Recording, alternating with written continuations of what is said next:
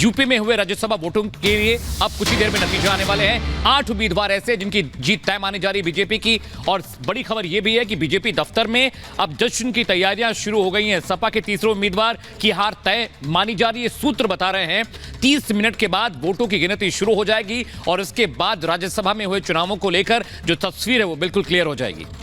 तो बड़ी जानकारी आपके सामने रख रहे हैं। लखनऊ बीजेपी दफ्तर में जीत के जश्न का दौर देखने को मिल रहा है, क्योंकि सभी 8 उम्मीदवारों की जीत लगभग तय मानी जा रही है। और सपा का जो तीसरा उम्मीदवार है, सूत्रों के हवाले से जानकारी मिल रही है कि हार हो सकती है। और हमारे साथ सहयोगी हमारे जुड़ रहे हैं ग्राउंड जीरो से। सृष्टि, अनामिका सिंह इस वक्त हमारे साथ में जुड़ चुके हैं। अनामिका, बीजेपी दफ्तर में जश्न की तैयारी है, जिस तरीके के हालात अभी तक देखे गए हैं, क्या अपडेट है ग्राउंड से, क्या तस्वीर?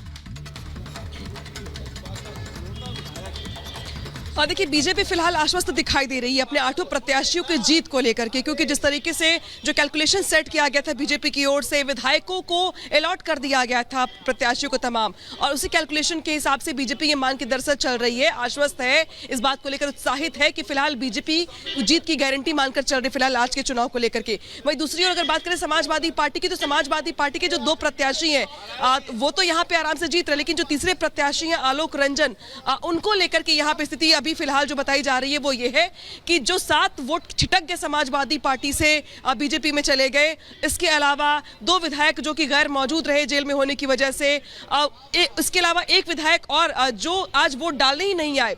तो ये जो वोटों की कटौती होती चली गई, समाजवादी पार्टी के जो 3rd कैंडिडेट है आलोक रंजन, उनके जीत की संभावना लगभग न के बराबर है। और शायद यही वजह है कि बीजेपी खेमे में खुशी की लहर है, वही समाजवादी पार्टी की खेमे में जो आरोप है वो लगाए जा रहे हैं। मेरी मौजूदगी विधानसभा के अंदर ही है, 7 नंबर गेट पर मेरी मौजूदगी है, और 7 नंबर गेट के सामने जो आप देख रहे हैं ये पूरी की पूरी बिल्डिंग ही इस्तेमाल की गई है राज्यसभा के चुनाव करवाने के लिए। इस पूरी बिल्डिंग की अगर बात की जाए तो वैसे तो तमाम डिपार्टमेंट्स के दफ्तर भी है नीचे, लेकिन ऊपर आमतौर पर विधायकों की या तो ट्रेनिंग सेशंस होते हैं, इलेक्शंस होते हैं, या अलग अलग कार्यक्रम आयोजित किए जाते हैं। उसी में से एक हॉल है 80 नंबर कमरा, जहां पे आज वोटिंग करवाई जा रही है। सुबह तक यहाँ पे लंबी कतार लगी हुई थी, लेकिन अभी फिलहाल सन्नाटा पसरा हुआ है। और ऊपर भी आप देख रहे हैं कि इक्का दुक्का लोग ही आपको दिखाई दे रहे होंगे। सिक्योरिटी गार्ड्स के अलावा जो इलेक्शन में इंपॉर्टेंट रोल निभा रहे सिर्फ वही कर्मचारी यहाँ पर हैं। आधे घंटे के बाद तस्वीर साफ हो जाएगी। हालांकि जानकार ये भी बता रहे हैं कि काउंटिंग के लिए कोई बहुत यहाँ पे दिक्कत नहीं होगी, बहुत ज्यादा यहाँ पे वक्त भी नहीं लगेगा, क्योंकि जो चीजें हैं वो बहुत कट टू कट है आज। लिहाजा 5 बजे के बाद जो रुझान होंगे या यूं कहे तो नतीजे आने शुरू हो जाएंगे। एक-एक करके प्रत्याशी के नाम की घोषणा की जाएगी, और जैसे जैसे घोषणा। अनामिका, खबर तो ये भी है कि बीजेपी दफ्तर में जश्न की तैयारियां शुरू हो चुकी हैं और ये तय माना जा रहा है कि 8 कैंडिडेट तो बीजेपी के जीत कर आ रहे हैं। अखिलेश यादव इस सदमे को बर्दाश्त नहीं कर पाएंगे, क्योंकि बहुत बड़ा खेल हुआ है लोकसभा चुनाव से ठीक पहले।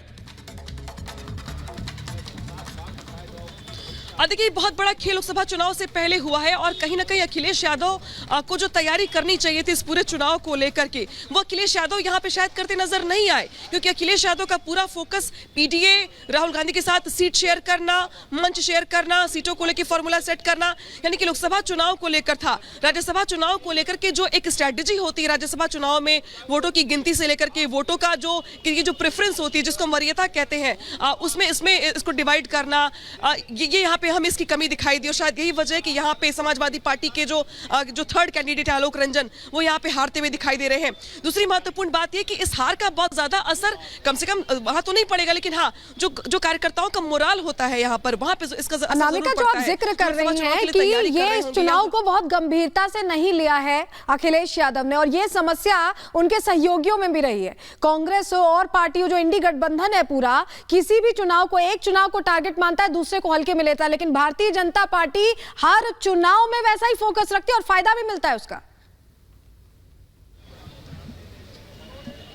और शायद यही वजह है कि बीजेपी के लिए